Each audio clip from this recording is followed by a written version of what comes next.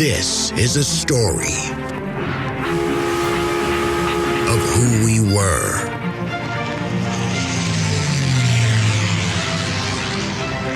how we got here.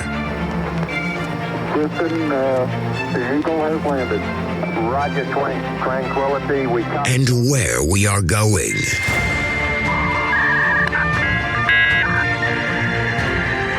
You've got mail. So join us as we take history off the page.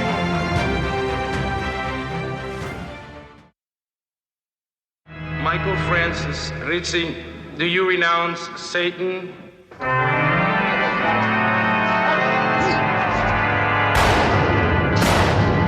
I do renounce him.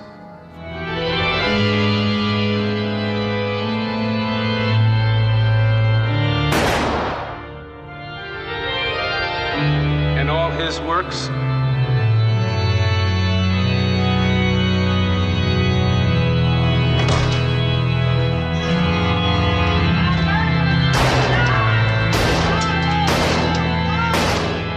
I do renounce them.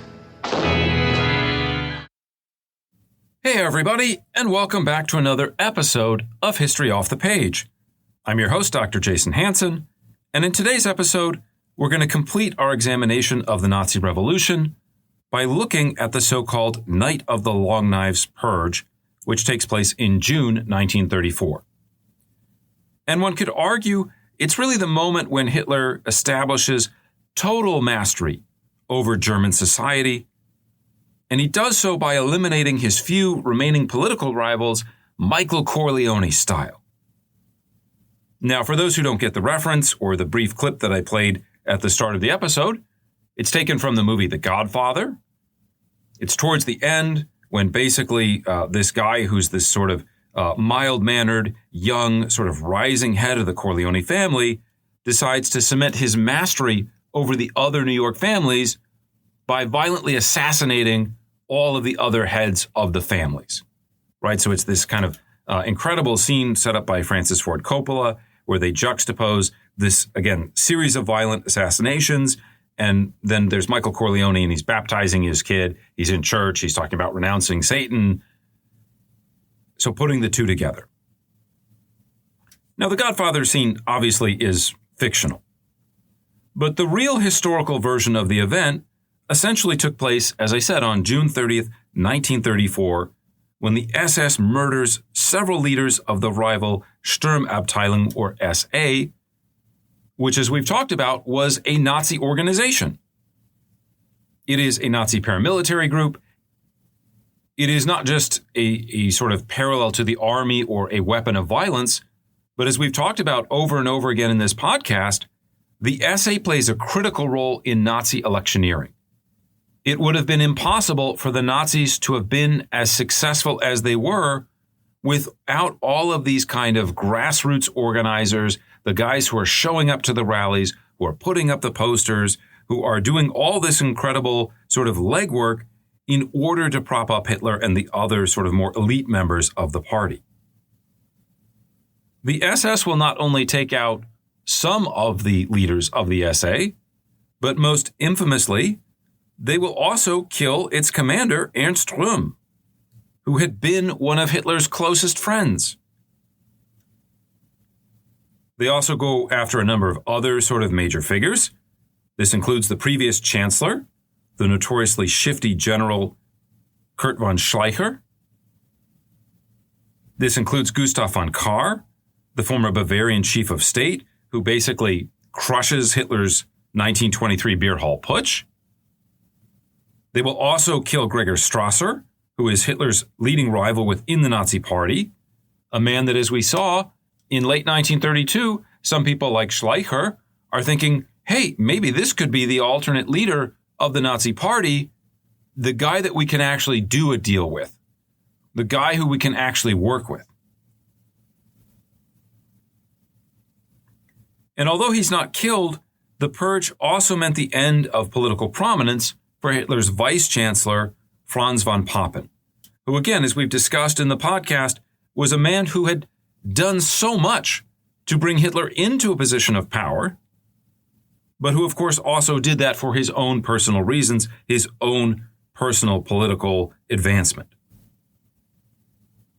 To make a long story short, after criticizing some of the excesses of the Nazi Revolution in June of 1934, von Papen narrowly escapes execution himself. Von Papen's two closest associates, however, they aren't as lucky. One of them is literally shot in his office right after von Papen leaves the office to come complain to Goering.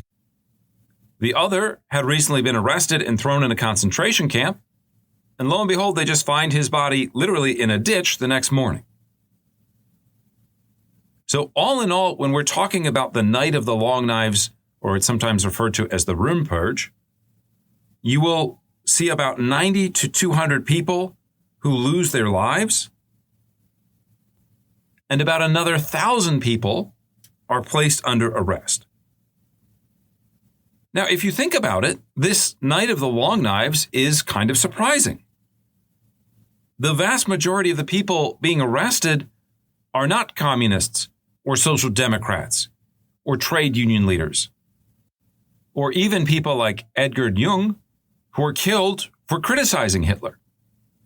No, the vast majority of these people killed during the Night of the Long Knives are people who are Nazis, are people who support Adolf Hitler. That might surprise some of you out there.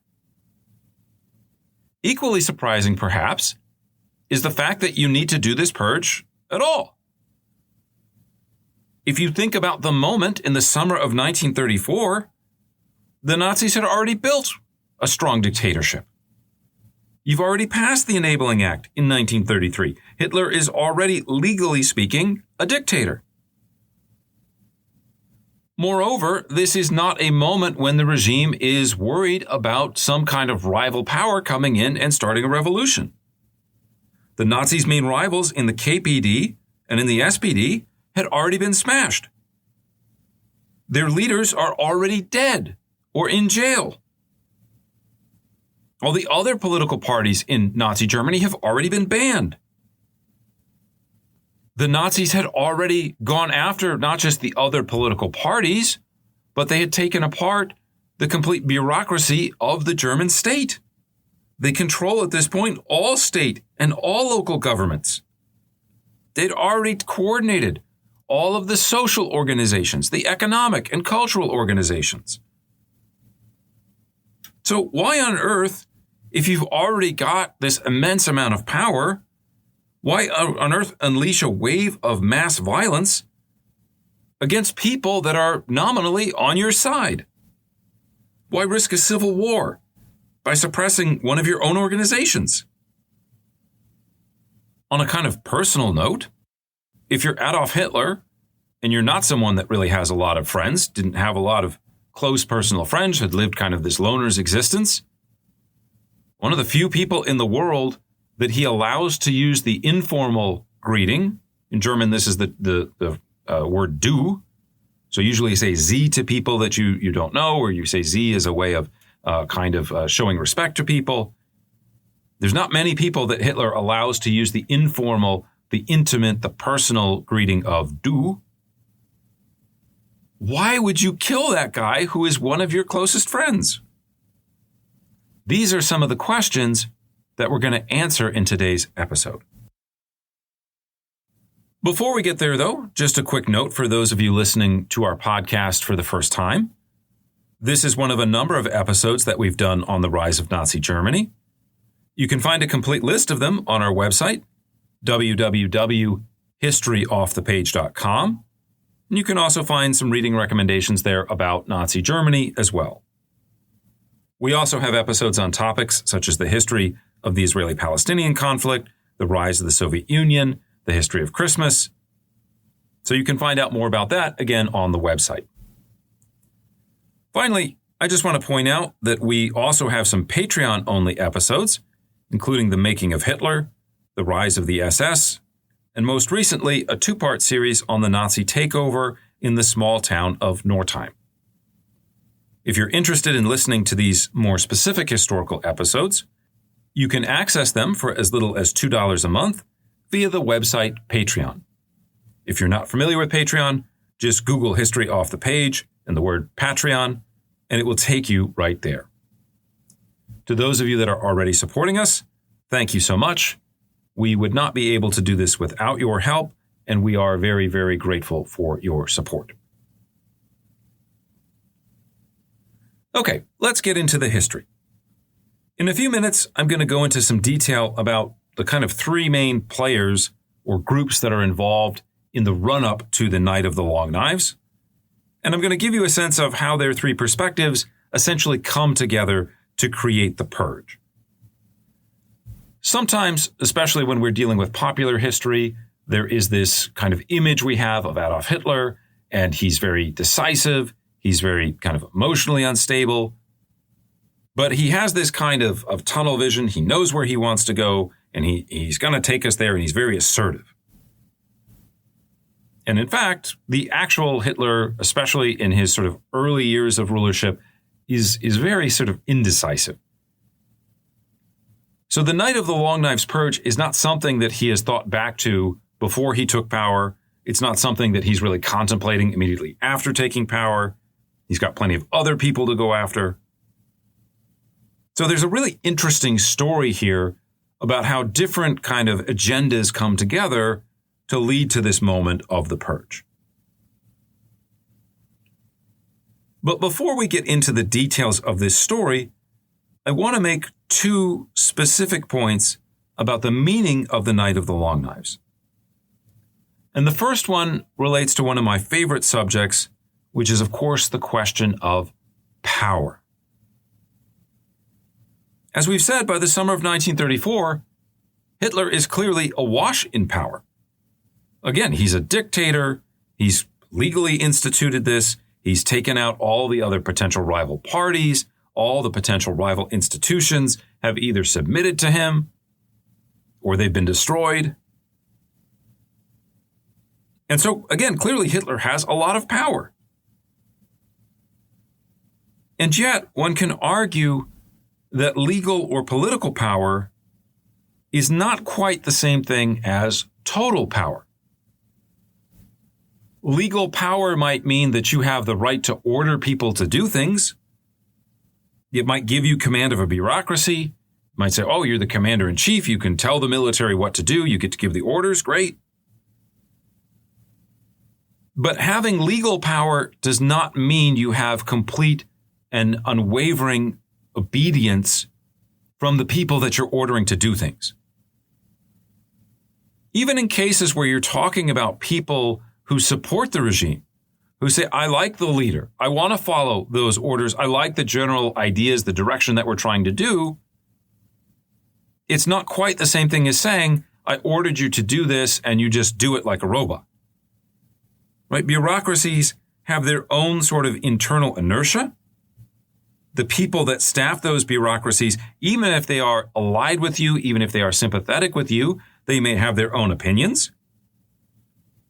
They may say, well, we like these set of policies. We disagree with this one policy over here that you're trying to make us do. We might have disagreements about how to implement those policies. Should we go with a kind of hardline approach? Should we go with an orthodox interpretation? Should we be maximalists? Do we want to slow walk the implementation of this policy? Are we worried about popular blowback to it? Do we feel like we need to hide elements of it? Sometimes you just have plain old personality conflicts. So-and-so doesn't like the other person, and so it doesn't matter if they agree basically on what they're trying to do and even how to get there. Screw them. We're going to find out how to increase our power and decrease their power. I've been talking about this in generalities, but if you go back and you listen to our episodes on the rise of the Bolshevik dictatorship, you can see a clear example of some of these things. The Bolsheviks have lots of disagreements about what is the right policy, how closely do we want to adhere towards sort of Marxist ideology versus kind of ad-lib some things, how quickly do we want to transition to communism. There's plenty of personality fights going on within the Politburo. Finally, there can also be social or civic institutions that continue to exist independently, even within a dictatorship. If you've listened to our episodes on fascist Italy, you heard a little bit about the Catholic Church. Mussolini has a lot of power, but he doesn't get to tell the Pope what to do. So the point is that one can be a dictator, but that doesn't mean that you have what we might call absolute power.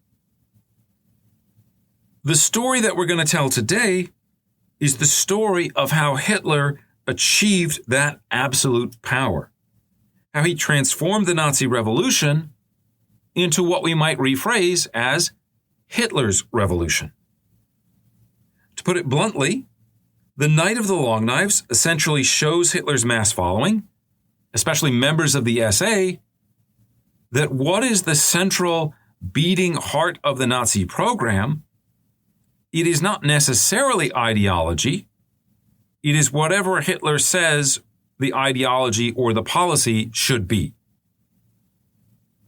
It signals, as we'll talk about in a little bit, that the Nazi Revolution is now over.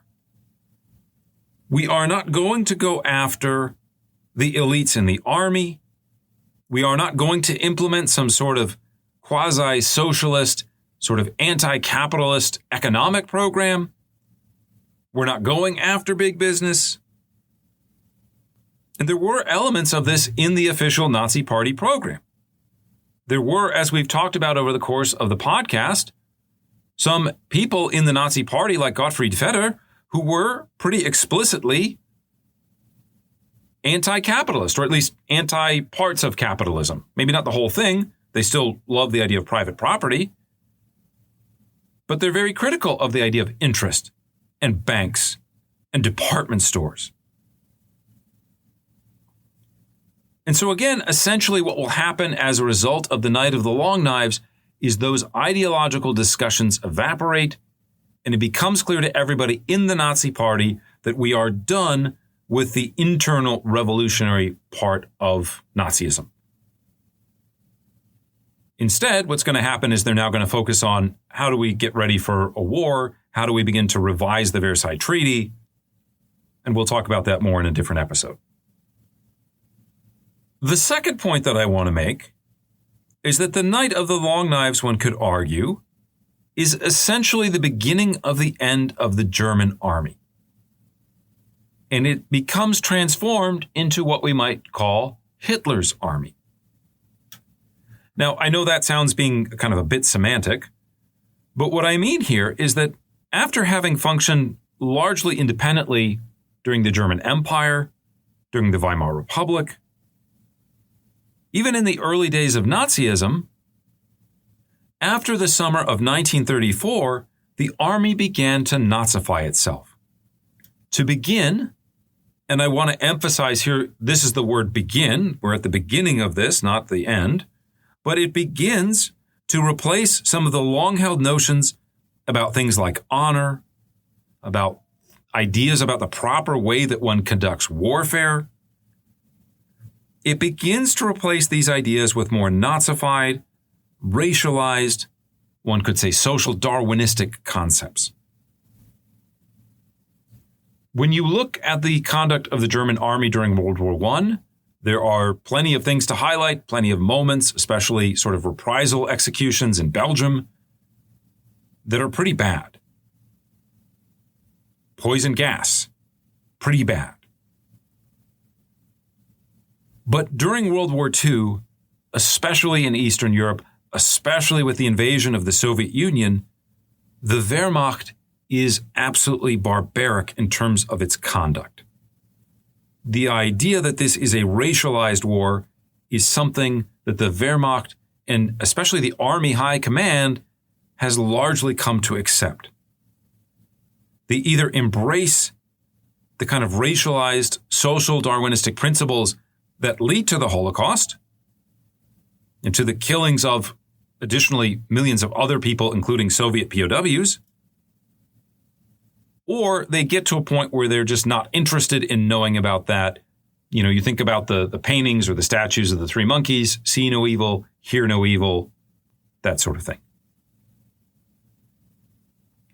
We'll talk about World War II in a later episode, but for now, I just want to note again that before this moment in 1934, there is a kind of counterfactual history where perhaps the army decides not to go along with Hitler, where the army still had a strong degree of independence, where it might have even challenged Hitler's claim to power, and especially the idea that he could be chancellor and president after the death of Hindenburg in August of 1934. However, like so many institutions during the Nazi period, the army sold its honor for the cheap promise of Hitler's favor. And it is a decision, as we'll see, that many of its key leaders would later come to regret. So, just to summarize then, the meaning of the Night of the Long Knives is not only violence. There are, of course, many, many examples of violence from Hitler's Germany, many of which are much larger and much more sinister and evil, one could say, than just this purge of Nazis to begin with. The real importance of the Night of the Long Knives is that, again, it marks Hitler's complete ascension to power. Now, before we go into detail about the actual events of June 30th, I want to lay out, again, as I said, some of the background positions, talk to you a little bit about the various groups whose interests kind of lead like a kind of Tarantino film where you have these different strands and they all come together and coalesce in this one moment of the purge of June 30th, 1934. And the place that I want to start here is with Ernst Röhm and the SA, whose actions that summer essentially convinced Hitler that the time had come to act, that there needed to be not a second revolution, but a kind of bloody counter-revolution to preclude any further acceleration of what the Nazis were doing. For those who haven't listened to our other episodes, the SA is essentially, as I said, a paramilitary group. They're founded by the Nazi Party in August of 1921. Comes out of the sort of boisterous Munich political scene. There's a desire to have kind of some muscle to be able to kind of protect you from other parties that are going to try to disrupt your meetings. The SA, as you can imagine, also does a lot of disrupting of other people's meetings. So it's kind of an offensive and a defensive force. Ernst Röhm, who we'll talk about in a little bit more detail in just a moment, also thought of it as a kind of alternative to the army. At this moment that the SA is formed in 1921, you're witnessing the demobilization of the German army. There are limits placed on how big it can be by the Treaty of Versailles. And so Röhm kind of thinks about this as kind of like a militia. These are kind of like a Freikorps unit. In the event that we have to go to war against France, we want soldiers, we want veterans, we want people that are already ready to fight.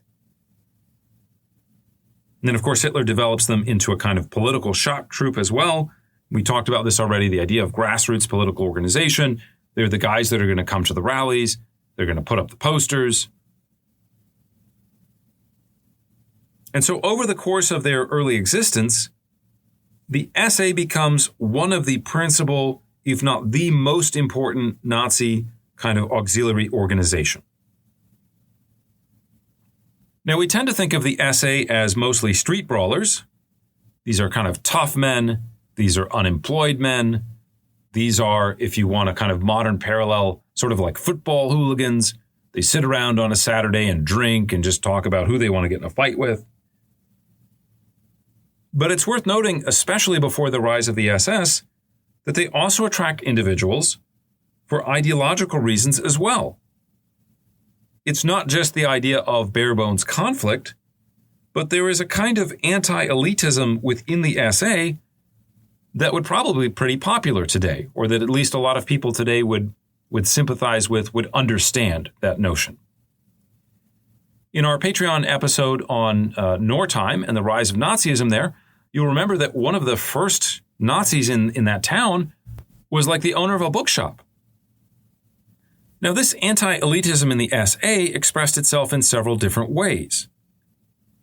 And one of the ways was through this sort of anti-capitalism that looked at elite large institutions like banks that looked at things like department stores and wanted to kind of replace them or have some kind of reckoning with them.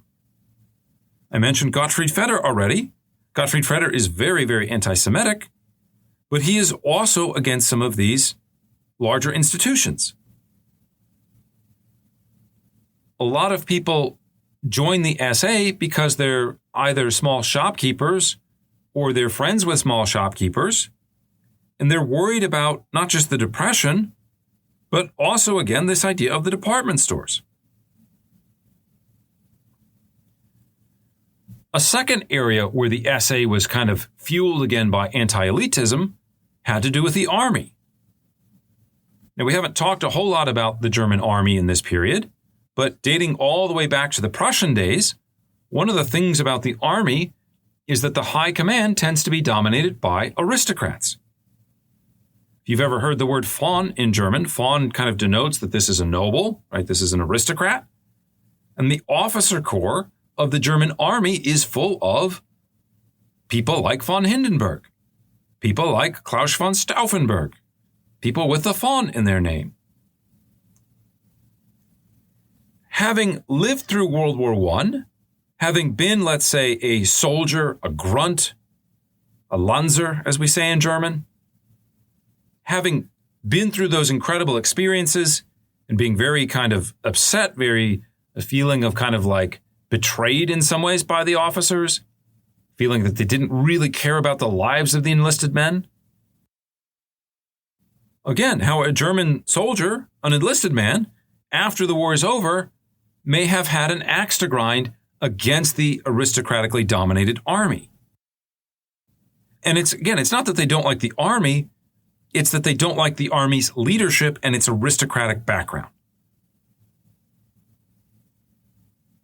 And so if you're a member of the SA, after Hitler's revolution, you want there to be some kind of further movement here in terms of change beyond just Hitler becomes dictator. You are waiting for them to start getting rid of some of those aristocratic generals and putting kind of more ordinary guys, more, again, kind of common people, grunts, think about like a sergeant or something like that, moving them into greater positions of leadership. As the Nazi Party began to achieve political successes in 1932 and 1933, the SA plays a key role in this process. As Hitler is appointed chancellor, it is the SA guys who are first deputized by Goering who are on the streets doing the dirty work of the revolution. It is the SA guys who are forming those first ad hoc concentration camps and guarding the prisoners before the SS steps in and starts to regularize the process, as we talked about in our history of the concentration camps. For these two reasons, both the violence that the SA is doing in public and on the streets, and also the kind of rhetoric and ideology of the SA, which again has this kind of anti-elitism to it, this begins to make some Germans, even some Nazis, very, very nervous about what might happen. Now, we also need to talk about the SA's leader, Ernst Röhm. Röhm, as I've talked about elsewhere, was a war veteran.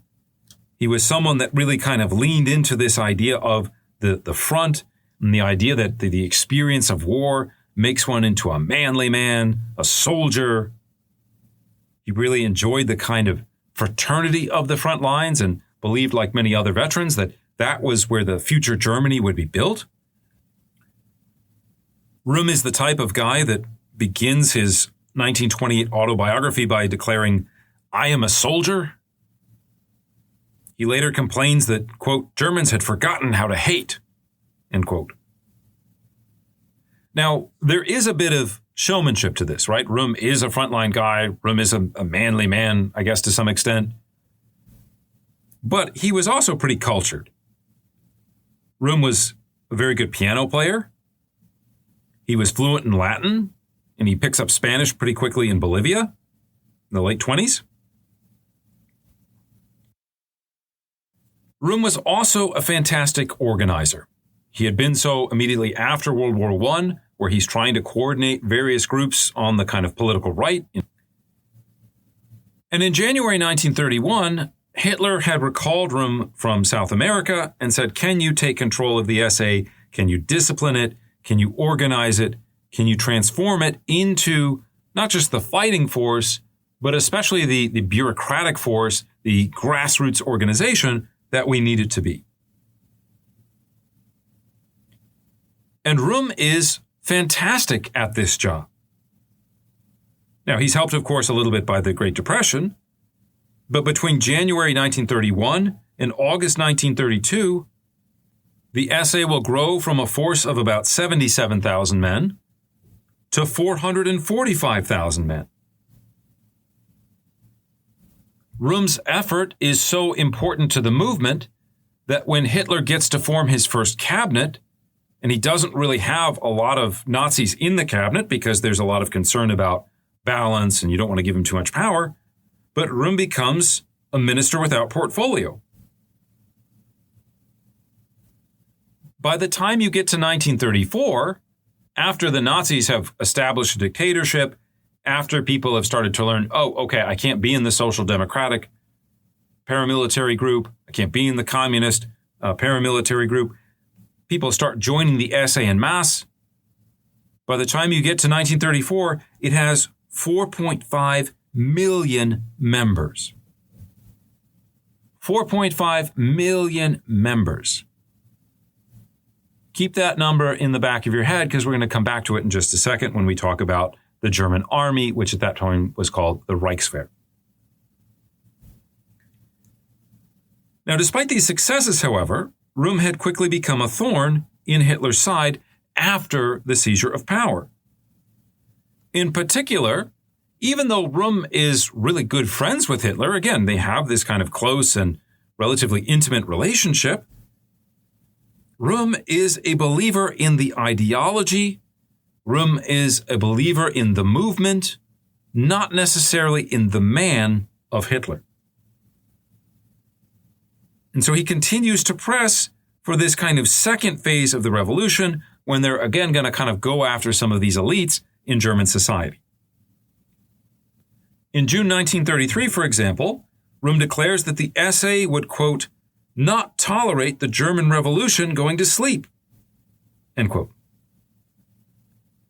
Another point that he has is he dreams about the idea of one day replacing the Reichswehr, the German army. And so he keeps pushing for this again and again. And as you can imagine, that's going to make the army pretty nervous. Now, making things worse, at least for him, Röhm is also a practicing homosexual. Now, we do want to be careful when we use the term homosexual here, because the idea of sexuality as identity is something that is still kind of emerging in this period. Röhm is not going around declaring to everyone, oh, I'm gay. But by 1924, he had kind of been relatively open about his preference for men. This actually gets him into a little bit of hot water with the Nazi Party in the late 1920s. And again, so Nazis knew that he was doing this, right? They're very aware of this. But in the late 1920s, he was a regular at a variety of gay clubs. And then in March of 1932, the SPD gets hold of some intimate letters that he had written, and they publish it. Now, interestingly, Hitler was well aware of Röhm's sexual preferences. He knows that he's doing these things. He knows that he's going to gay clubs. But he doesn't really get upset about it. In fact, when this scandal kind of breaks in March of 1932, what does Hitler have to say about it? He defends Röhm. He says, well, the SA is not a place for your bourgeois morality. Homosexuality is not something that is unknown among those World War I veterans, among certain members of the Freikorps. And so it is at least tolerated to some extent within the Nazi Party. as long as it kind of remains mostly out of public view. So, to summarize, by the start of 1934, Röhm had become one of the most powerful people in the Nazi Party. Again, he's commanding a troop force of about 4.5 million. They're not soldiers, but they're million men who like the idea of arms, like the idea of violence. He's calling actively for a continuation of the revolution. He's going up against some of the elites in German society. Again, big business, especially the army. And he has this kind of close personal friendship with Hitler that gives him a degree of liberty that few people in Nazi German society possess.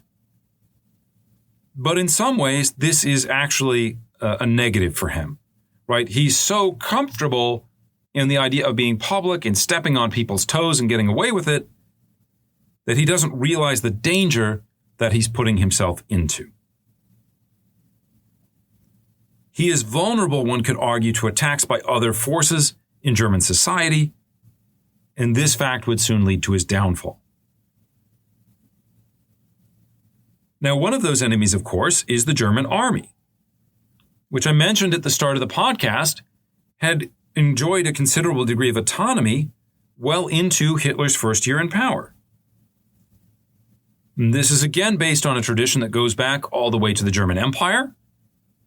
They owe their obedience to the Kaiser, of course, but there is very little civilian oversight over the military, and this is one of the things that Bismarck is most worried about as they're designing the German Empire. They don't want those civilians, those politicians, messing around with my Prussian army, or what had been the Prussian army.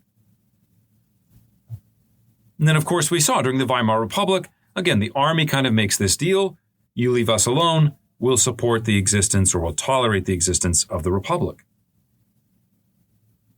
Now, after World War I had ended, the Army's primary mission had been to rebuild itself in anticipation of some kind of future European war. The general, Hans von Seeckt, is the first one to kind of address this issue, and he does it quite cleverly. The Germans will start signing treaties with the Soviet Union, who's also kind of a pariah state at the time. They start building bases to train German troops in the Soviet Union. They actually begin to build up the German airlines, right? The airplane was invented before World War I, but we really see the explosion of commercial service in the 1920s. The German army plays a role in this process in Germany because they realize airplanes are going to be pretty important during the next war. We're not allowed to really have an air force. So how do we train pilots? How do we teach them navigational techniques? How do we teach them how to fly at night? Why don't we make them commercial pilots? Wink, wink. In 1926, you have the formation of Lufthansa. It's kind of a couple different airlines that get fused together.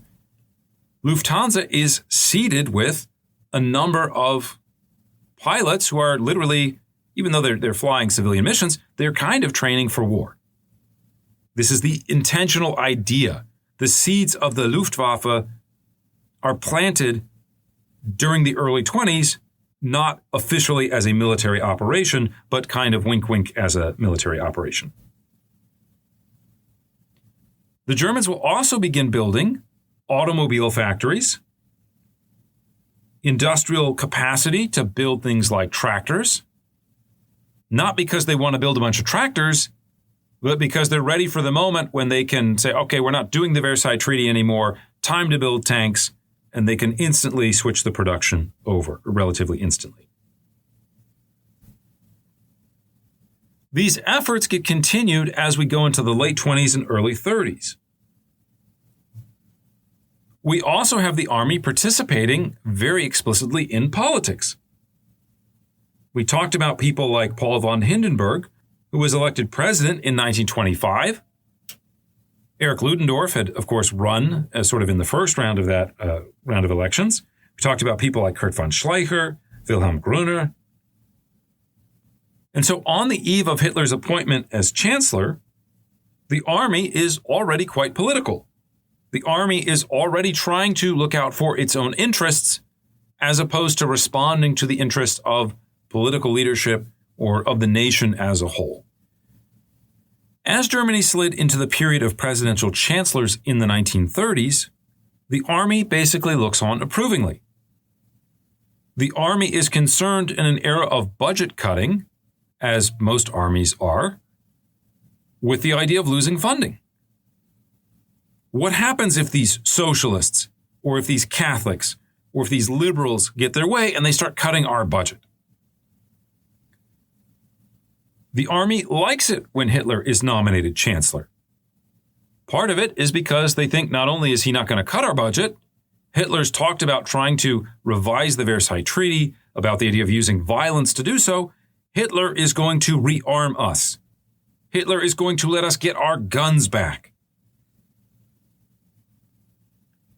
And these hopes are confirmed just 4 days after Hitler becomes chancellor. Essentially, there's a kind of secret meeting, and Hitler kind of lays out his plans. He says, look, I'm going after the communists. I'm going to eliminate them. We're going to destroy democracy. The ultimate goal here is not just rearmament and, let's kind of revise the Versailles Treaty a bit. The ultimate goal here is Lebensraum. In the East, we're going to go conquer territory. Most of the German high command says, well, we like this, right? We're going to get more weapons. We're going to get more troops. We're going to get advanced, kind of equipment. Air Force again, Navy again. The defense minister, Werner von Blomberg, states to the cabinet that Hitler had turned many Germans' aspirations into reality. That again, we're going to get our guns back. We're going to start to become a major power again, which is, of course, how all of these generals had grown up in the German Empire. However, there were still some tensions with the new regime, and we've kind of touched on the main source of these tensions, which is the SA. As the SA begins to grow and grow in strength, as it begins to have 4.5 million members, the army is still limited to 100,000. The army is not particularly happy about that. The army would like to take all those SA guys and take them down to essentially the equivalent of their local recruiting offices and have them sign up to become the foot soldiers of the Reichswehr, which later on in 1935, it gets renamed the Wehrmacht. In the first months of the regime, the two sides basically try to feel each other out, try to figure out, is there a way that we can kind of coexist? In May 1933, they sign an agreement. They say, okay, the SA is going to provide advanced training for about 250,000 men per year. It's going to move from just being this kind of grassroots organization, this kind of political shock troops who also like to brawl. We're going to start teaching them the finer points of being a soldier, kind of off the books, so we're not violating the Versailles Treaty. But the idea here is that they train the men and then eventually they go into the army. As a reward for doing this, the Nazis ban all of the other conservative-leaning Freikorps, all of the other conservative kind of paramilitary groups like the Stahlhelm, and they basically merge them into the SA. The army and the SA try to have this period of coexistence, but it doesn't work, and a large part of that is Röhm, who doesn't want to kind of acknowledge, I will be the second fiddle here. We were the leaders of the revolution, but now we're okay, we're good with just having power.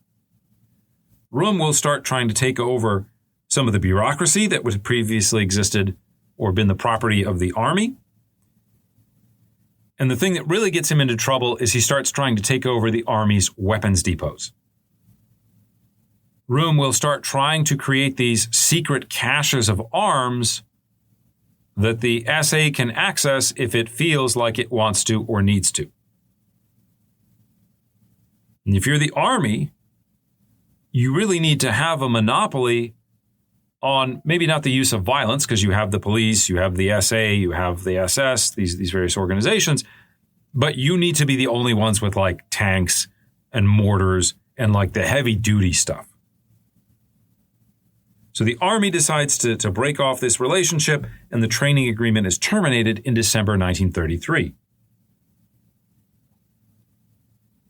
Now, as Hitler watches these events, he is, of course, good friends with Röhm. He has a lot of sympathy for him. And at the end of February 1934, he says, let's have a meeting. Let's try to get on the same page here. I like both of you. Let's have a compromise. The compromise that he proposes is that the army gets to take control of kind of all of the active military personnel in the Reich. So we're not really changing the army's role in terms of being what we would think of today as the army. But the SA will then take care of all of the sort of pre and the post active duty service. So if you think about the reserves today, if you think about something like the Army National Guard here in the United States, that's going to be what the SA will be in charge of, what the SA will be doing. The meeting seems to go well. The army leaders are pleased. They leave. Hitler leaves. But Röhm is not happy. And again, unfortunately for him, he kind of takes these liberties. He starts drinking. He gets quite drunk that night. And he proceeds to lay into Hitler. He attacks him personally. He calls him at one point the corporal. Right? Corporal is a very derogatory way of talking about the guy who's supposed to be the leader of the entire nation. Right? Corporal is a very low military rank. It's not an officer. And Röhm even goes so far as to declare that the SA does not have to listen to the Führer, that they could even do without him. This is pretty big stuff, right? In Nazi Germany, we have the dictatorship. We have people being thrown in jail because they're telling jokes about Hitler. The leader of a paramilitary organization with 4.5 million men just said, oh, we don't need Hitler. We don't have to rely on Hitler. We could do it ourselves. That's pretty seditious stuff. One of the SA men that's there, he's a commander from Hanover, a guy named Victor Lutze. Hears this speech, hears this rambling, and he decides he has to report it to Rudolf Hess, who just happens to be Hitler's chief deputy, the equivalent of kind of being like he's not the vice president because he's not necessarily in the government itself, but he's like Hitler's number 2 guy in the Nazi party. Hess and Lutze will continue to tell people about it so that Röhm's comments become well known within the upper echelons of Nazi leadership. Hitler gets put in this kind of very difficult position of your friend is undermining you, is being insubordinate. What are you going to do about it? And as I mentioned at the start of the podcast, despite this kind of popular image of Hitler as being a guy who's really decisive and assertive and has master plans, Hitler kind of waffles on this. Hitler's not sure. Röhm is his friend. They obviously have a long history together. Röhm is, in many ways, a key player in the ascent of Hitler in the Nazi Party. Hitler may have also taken a practical approach, right? Okay, so you've got this guy. He's in charge of 4.5 million men. If I take him out, what happens? What if I arrest the leader of a large group like that? Are they just going to be like, oh, that's fine, that's cool? So Hitler essentially does nothing for 2 months while in his head, he's trying to figure out, what do I do? And this leads us to our third set of players in the bloody affair, Heinrich Himmler and the SS. Now, I've already gone into a lot of detail about Himmler and the SS in our Patreon-only episode on the topic, so I don't want to spend a ton of time going into details about them right now. But what I will note is that Himmler was an incredibly ambitious bureaucrat whose zeal for power had transformed a once insignificant security unit, the SS, which originally has about 100 men. It's essentially just a kind of bodyguard. But by the time of the Nazi seizure of power, it has more than 50,000 members itself. Now, again, 4.5 million versus 50,000, the SS is very small compared to the SA. But Himmler had grown the SS in a variety of ways, including not just in terms of its raw numbers, but especially in terms of what we might call mission creep a little bit. Himmler gets the SS involved in inter-party surveillance. Himmler, it's known as the SD, so later on it becomes kind of like a separate organization, but Himmler will also get the SS in charge of the concentration camps. The SS will start actually getting into economics. They will start setting up their own factories and their own production sites. And as we talked about in that Patreon-only episode, eventually they get involved in trying to build bricks and to basically quarry granite in order to build the 1,000-year Reich. But another reason that it grows is that Himmler gives it a kind of distinct identity. He begins to kind of transform the unit into this idea of being the Nazi elite. If you want to join the SS, if you want to join the big mass organization, go for it. Great. Go to the beer hall, drink a bunch of beers, brawl a little bit on a Saturday night. So what? The SA is going to be a blue-collar organization. The SS is the white-collar complement. Himmler goes and starts recruiting people that have college degrees, people that have a kind of higher sense of social status, people that are experts in whatever their fields are. People like one of his chief deputies, Reinhold Heydrich. Heydrich is a man who is not just an ex-military officer, but Heydrich comes from a musical background. These men in the SS are supposed to embody the most serious commitment to the principles of National Socialism. They are supposed to represent the idea of elitism, the idea of being pure.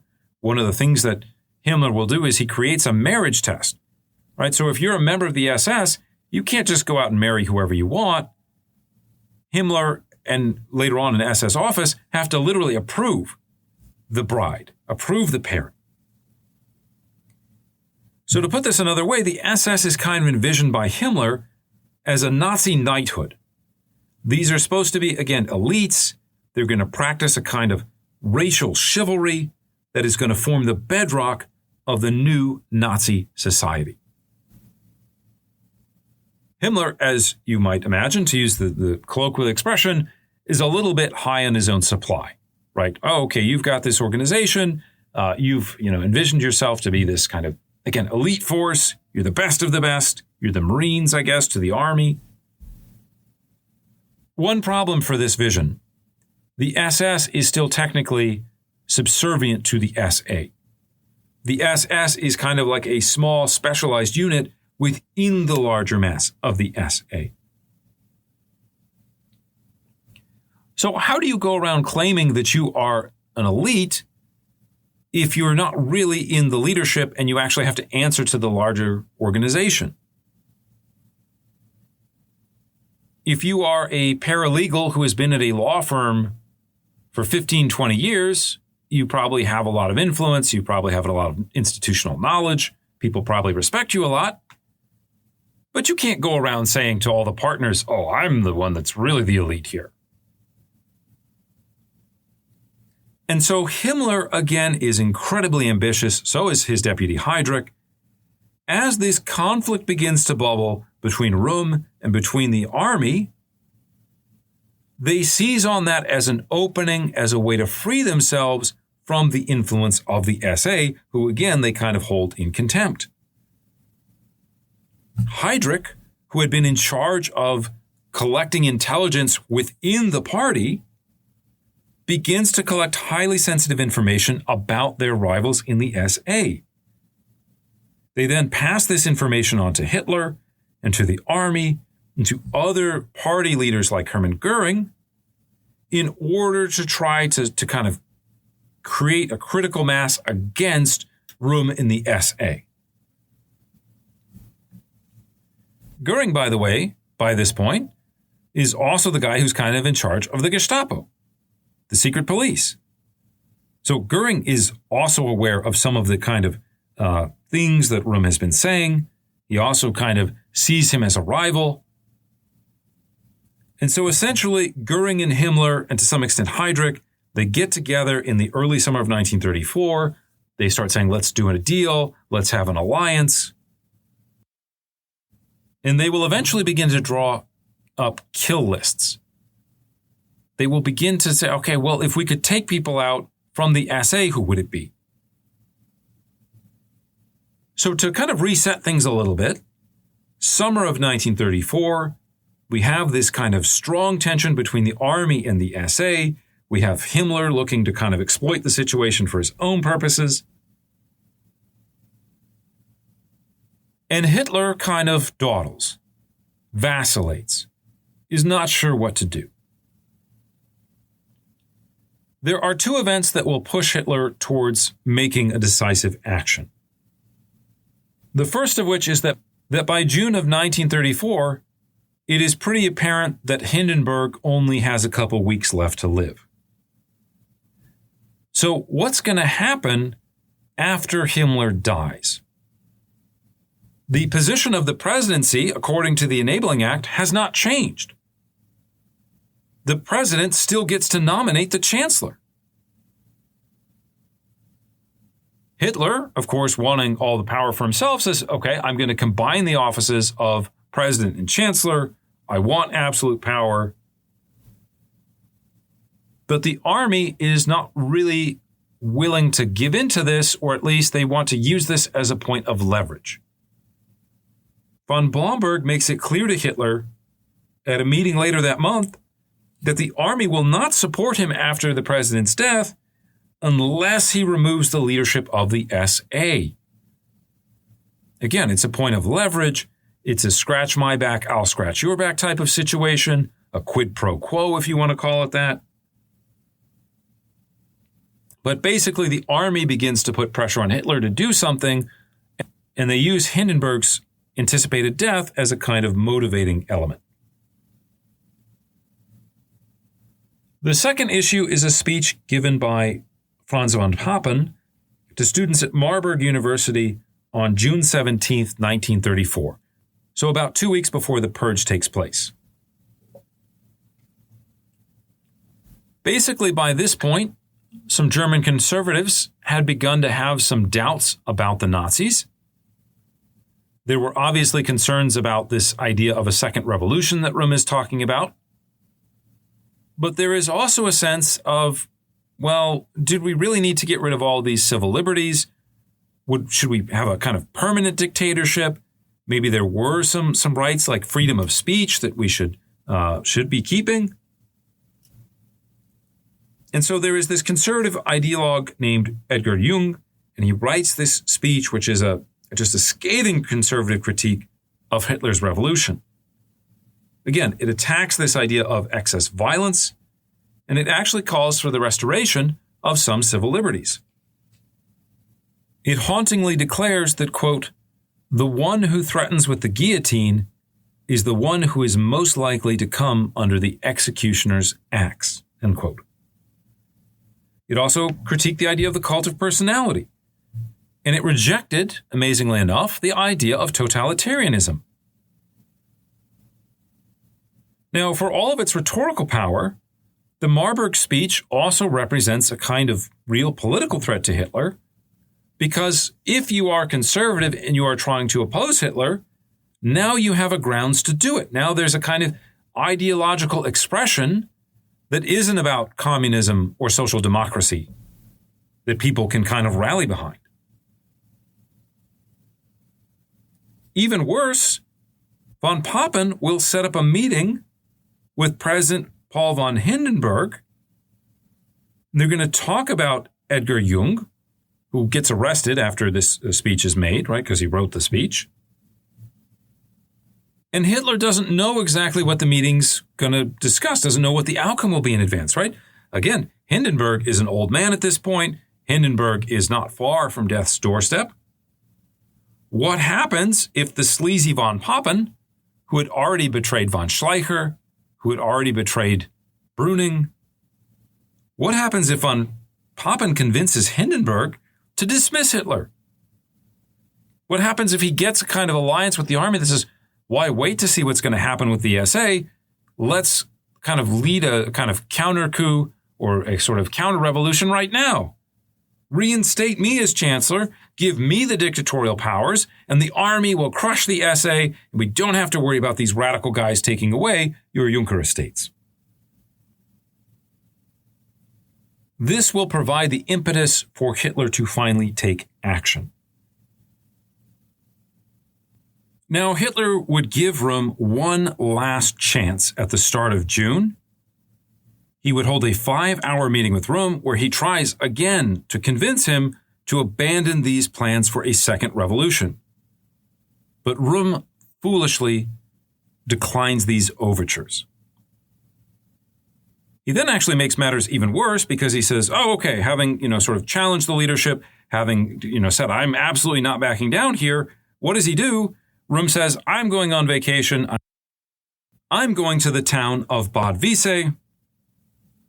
He also orders local SA commanders to take their breaks as well. Now, as you can imagine, this is a pretty bad idea. One of the points of leverage that Röhm has against Hitler and against the army is the idea that if you get rid of Röhm, there could be a kind of mass rebellion from these 4.5 million SA guys.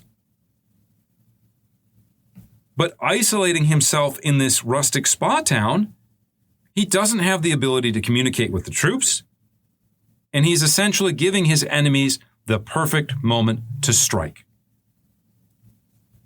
After the meeting with von Blomberg on June 21st, Hitler finally makes the decision, decides, okay, we are going to take out Röhm, we are going to launch this purge at some point.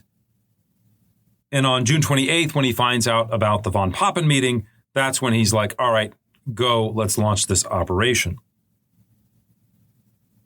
In the time in between, there are a couple steps that are taken to prepare for this, purge. On June 25th, army officers were put on alert. And at the same time, Röhm is expelled from the German Officers' League. Now, that may not seem like such a big deal, but if you think about it, the idea of purging SA leadership, especially if they are also German officers, is kind of dishonorable. Right? These men fought for Germany.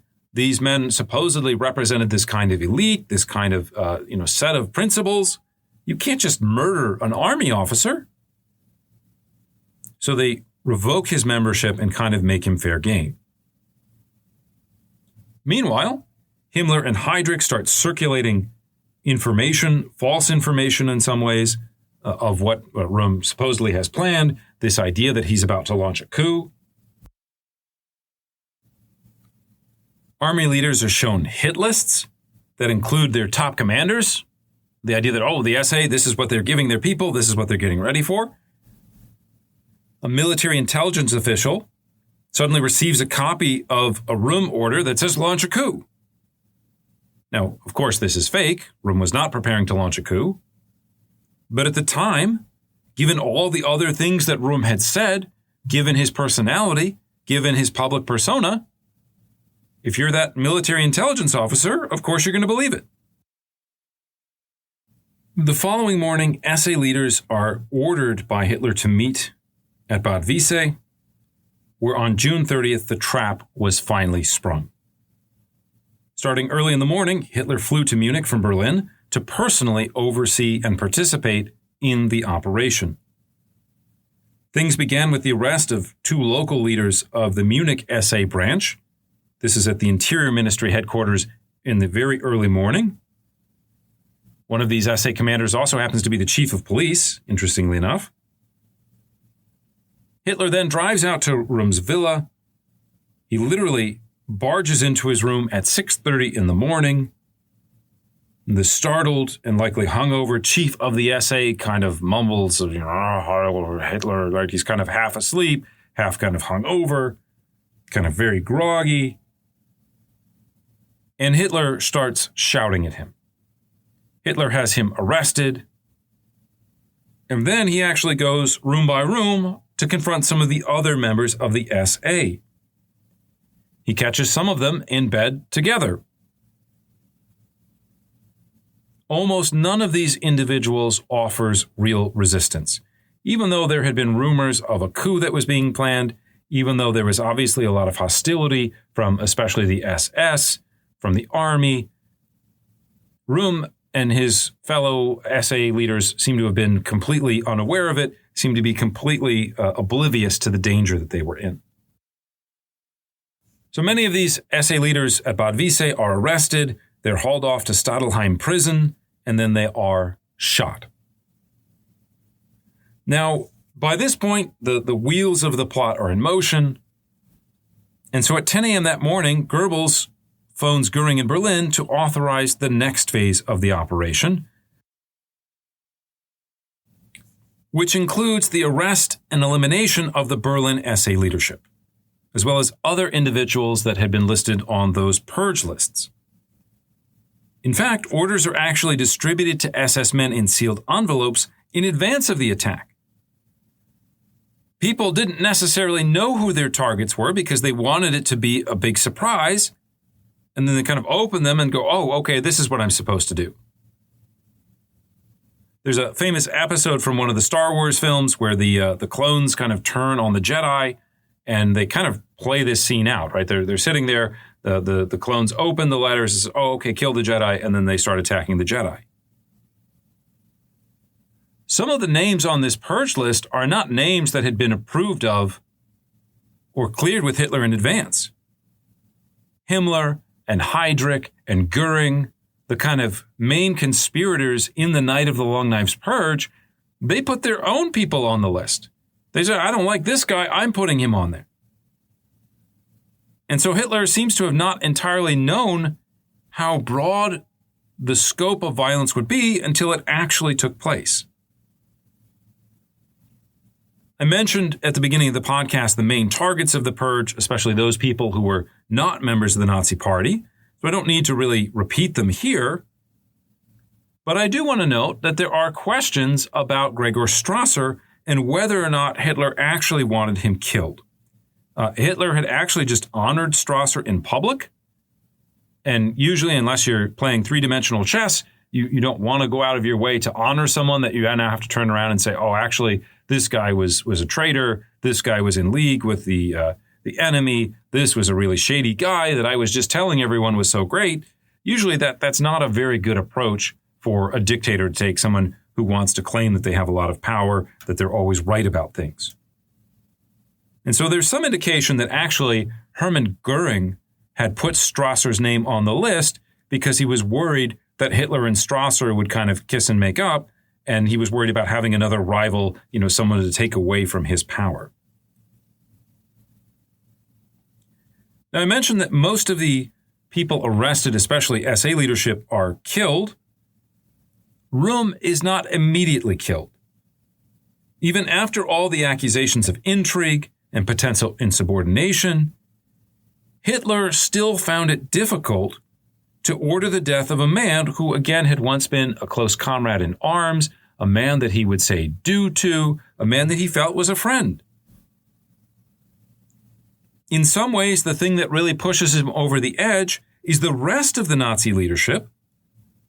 And so it's less that Hitler kind of is very angry and orders this to take place in a kind of formal and assertive way, than that he kind of allows the execution to go forward.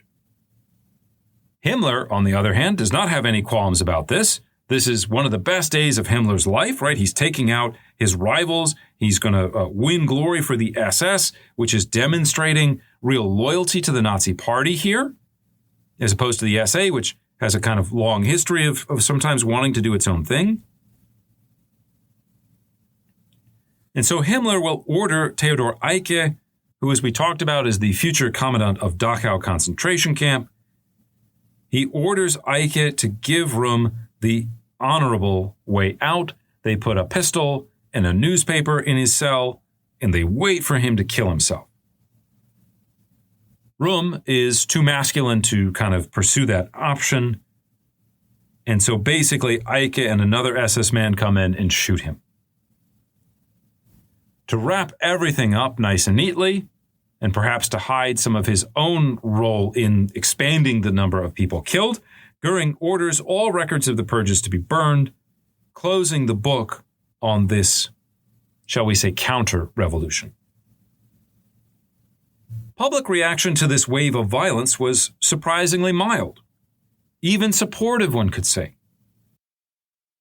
There were a lot of people who, simply put, just didn't like the SA or were concerned about its kind of propensity to violence, its sort of desire to operate beyond sort of the law, outside of not necessarily law in the specific legal sense, but the idea of order, the idea of control, right? There's a kind of chaotic nature to the SA that, again, makes various Germans nervous. And so to see these guys finally get put in their place, there are a number of people that look at that as being a good thing. Now, Joseph Goebbels, of course, tries to help people understand this as being a positive. He prepares this wave of accusatory propaganda to implicate the victims in the purge. Röhm, he argues, had been conspiring with Schleicher to plunge the country into revolution, putting at risk all of the economic and political gains that had been made since 1933. Hindenburg produces a formal statement congratulating Hitler. That statement is probably not written by Paul von Hindenburg. The speculation is that it's really his son Oscar who kind of authors it.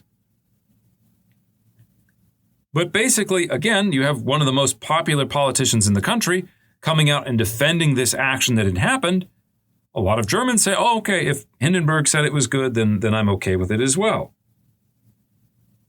The cabinet kind of rubber stamps this action. And the cabinet includes, at this point, the non-Nazi justice minister, Franz Gärtner. What does Gärtner do? Does he say, we need investigations, we need the law, there should have been trials? No. Gärtner writes a law to retroactively give Hitler the power to take this action, to simply have people shot on sight for suspicion of participating in a coup. Popular reaction to the affair runs the full range of emotions. The Nazi Party's enemies celebrate internally. Some are hopeful that this outbreak of violence is a sign that the regime is falling apart. They're turning on each other, the dogs. Soon, it'll all be over, hopefully. As I mentioned, there are a number of apolitical Germans that look at this and say, well, this is good. We're fine with the Nazi Party. We're fine with the bigger goals of a kind of conservative revolution, but we don't like the SA. They're too radical. I'm glad that they got what they deserved. Many people come to see Hitler's actions, ironically, as decisive and heroic. So even though he waffled for quite some time about all this, even though he didn't seem to really want to make a choice, in the public eye, helped out with sort of Goebbels' propaganda, a lot of people look at this and say, this is a moment when Hitler has again saved Germany. We had all the chaos of the Weimar period. We had the Great Depression, the Spartacist rebellion, the Kapp Putsch. This was going to be another one of those moments. But Hitler, the strong man, stepped in and saved us. And so that is, in their opinion, a good thing. As the days passed in early June, shortly after these assassinations took place, crowds often gathered outside Hitler's office to sing the Horst Wessel song, symbolically sort of pledging or demonstrating their allegiance to Nazism. And in time, Hitler's actions would become a part of the Hitler myth of invincibility. The SA, meanwhile, was essentially broken by the purge. With its key leaders dead and no prospect of a second revolution, many became disillusioned about its future. Others sought more permanent jobs in the ever-improving economy. That August and September, 100,000 men left the SA. And just a year after the purge in 1935, it was just half the size of its pre-purge self.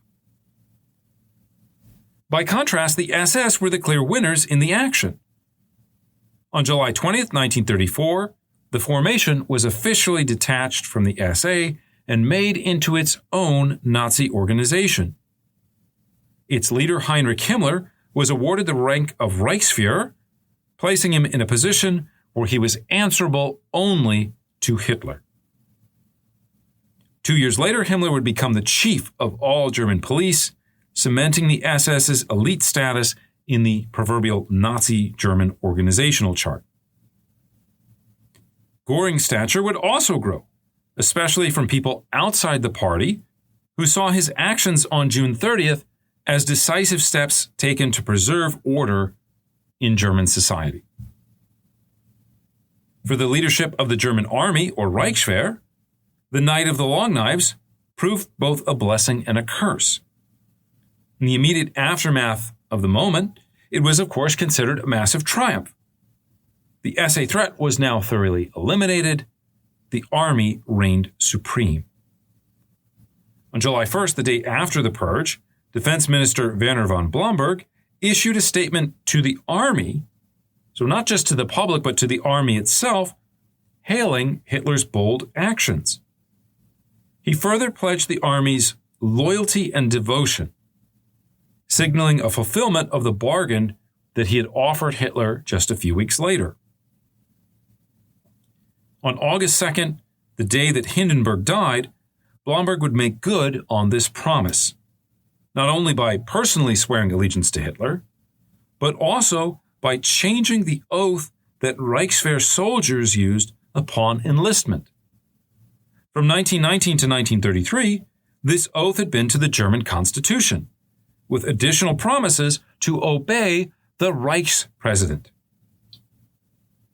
In December 1933, it was modified slightly to honor the Volk and Vaterland, which is an understandable change because the Weimar Constitution was essentially irrelevant at this point. But it was still an abstract and depersonalized thing that the soldiers were swearing allegiance to, not necessarily a single individual. To signal their complete submission to Hitler, von Blomberg and the chief liaison between the army and the Nazi Party, a guy named Walter von Reichenau, had the text of the oath that soldiers took changed to swear, quote, unconditional obedience, end quote, to Hitler himself. From now on, every soldier, every sailor, every officer, every civil servant in Germany would take this oath of loyalty not to an idea, not to an institution, not to kind of an ideal, but to the singular person of Hitler himself. When in the late 1930s and early 1940s, several army officers begin to turn against Hitler, when they begin to say, I don't like the policies that he's doing, I'm not comfortable with the idea of starting World War II, they find this oath of personal loyalty to be a huge obstacle to resistance. How can I, as an officer who believes in these principles, who in a kind of way believes in this sort of chivalry, if you will, how can I break my oath? How can I become a liar? It's something that really challenges them, or is a challenge that they have to overcome in order to effect resistance against Hitler. In the long run, the army's bargain with the Nazi Party proves to be a destructive one. In 1935, the name of the Reichswehr was officially changed to the Wehrmacht, right? The idea of the sort of defender of the empire, defender of the state, is now going to become the kind of defensive power, the military power. And they do this because it signals a shift in focus from defensive to offensive operations. When Hitler privately announced his intentions to attack several Eastern European countries at a meeting with army officials in November 1937, Werner von Blomberg, of all people, along with the Army's chief commander Werner von Fritsch, object. This is too soon. We're not ready. You can't just attack Czechoslovakia and Poland and expect France and England to sit by and not do anything. you are going to take us towards a very bad place. We don't like this idea. At this point, however, what they didn't realize is that alternate opinions, dissenting advice, this is no longer tolerated in Hitler's Germany. Even if you are a member of the party, even if you like Hitler, even if you support Hitler, even if you agree with him on 99.9% of things, there can be no deviance from the leader because you have eliminated all the other checks and balances on him, with the final one coming with the purge in June of 1934. Rather than tolerate the idea of dissent, Hitler has the two removed through two disgraceful scandals. I'm not going to get into the full details here, but the 59-year-old General von Blomberg had recently decided to marry a 24-year-old typist, who it seems had at least at one point briefly worked as a prostitute before the two knew each other. Rather than suffer the public humiliation of such a disclosure, which as an officer, as an aristocrat, von Blomberg is not supposed to be marrying commoners, especially former prostitutes. And so rather than being exposed, von Blomberg resigned. Several days later, Fritsch does the same after being accused of homosexuality. Fritsch will basically fight this charge in court, and he actually eventually wins and is exonerated. But by that point, it's too late. Von Blomberg would then spend the rest of his life in relative obscurity. He survived World War II, amazingly enough, but dies shortly thereafter because of cancer. As I mentioned, Fritsch would be exonerated, and this leads him to being recalled to duty in 1939. He becomes one of the few German generals to be killed during the war in Poland during the opening phases of World War II. I began this episode with the classic clip from The Godfather because it illustrates the idea of achieving total power. By vanquishing all his enemies simultaneously, the seemingly mild-mannered Michael Corleone suddenly becomes all-powerful in the New York gang scene of the late 1940s. For this reason, people today still admire him a lot. When I went to college, perhaps even today, some of my students, they have posters of The Godfather in their dorms. They think of Michael Corleone as being a cool guy. He's a badass. Corleone remains popular because he's perceived as being all-powerful. The same can probably be said for Hitler, especially, obviously, among groups such as neo-Nazis. We could also mention here the increasing popularity of Hitler in some of these subsets of highly online communities, or even among people that are kind of highly online. It seems very popular today to participate in historical revisionism. There's a kind of general sense that the elites are wrong, that the authorities, the traditional historical narratives, these crotchety old professors that are just kind of repeating things that have been said for 60, 70 years, they don't really know what they're talking about. They're not giving you the true story. And so among these communities, there are people that we might describe as being kind of Hitler curious. They're drawn to this image of immense power that Hitler accumulated after 1934. To them, and again, I want to emphasize this is to them, there seems to be a kind of coolness or an attractiveness that one could argue from a figure that possesses so much power. It's kind of like, one could say, a sort of twisted superhero worship. Now, from a human standpoint, it's certainly understandable why we might be fascinated by those individuals that have accumulated so much wealth or so much power. But with Hitler, as in many other cases, this immense power came at a considerable price. having decapitated any practical resistance to his whims or instincts, there was no one left in the German government, or in the Nazi Party, or in the Wehrmacht, capable of checking Hitler's worst impulses.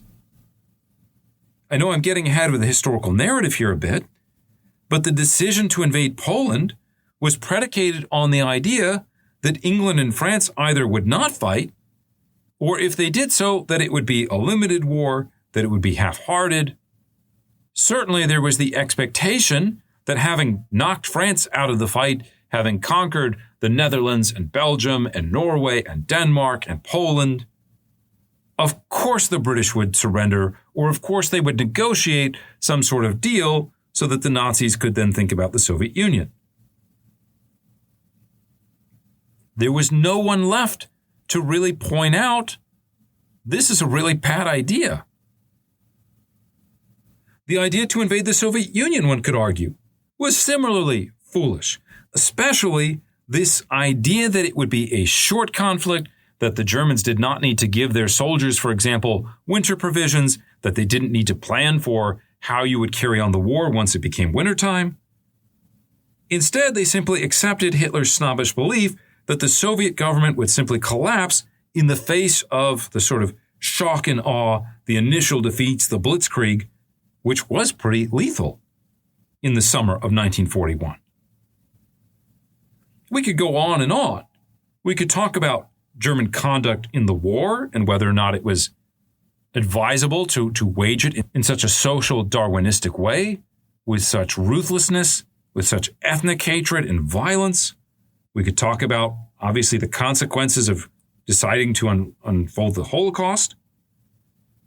But the basic key point that I want to make to you is that absolute power not only corrupts absolutely, but it also leads to really, really bad decision-making.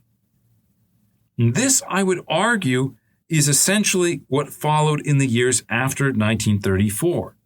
This was the price to be paid for the Corleone-like moment of the Room Purge. Again, after 1934, as Hitler fatefully guided Germany towards war and genocide, there are no checks, there are no voices in the room capable of really dissuading Hitler. And however successful they may have been in the short run, in the long term, they ended up with German apocalypse. They end up with the United States and the Soviet Union and the British, and to some extent the French, in the ruins of German cities like Berlin, like Munich, like Frankfurt, like Hamburg. Okay, that's going to be it for now. In our next episode, we'll discuss how the Nazi Party built upon the consolidation of its dictatorship through a variety of cultural and economic programs in order to make dictatorship popular. To put that in a kind of less academic way, the Nazis make Hitler popular not just because he's powerful, but because they enact a series of programs, of ideas, of opportunities that make Hitler popular. That people look at their lives and they say, it's not just that I've lost my rights to such and such, that I no longer have the freedom of speech. They begin to feel like they are actually being empowered, that their lives, because of the actions the Nazis take, are actually getting better. And we'll see how things like Volkswagen and the Autobahn play a key role in that process. That's right. The Autobahn and the Volkswagen, or Volkswagen, if you want to say it in English, they have their roots in the story of Hitler and National Socialism, and we will unpack that in our next episode. For now, let me just say thank you again for listening, and that we hope you'll join us next time as we take history off the page.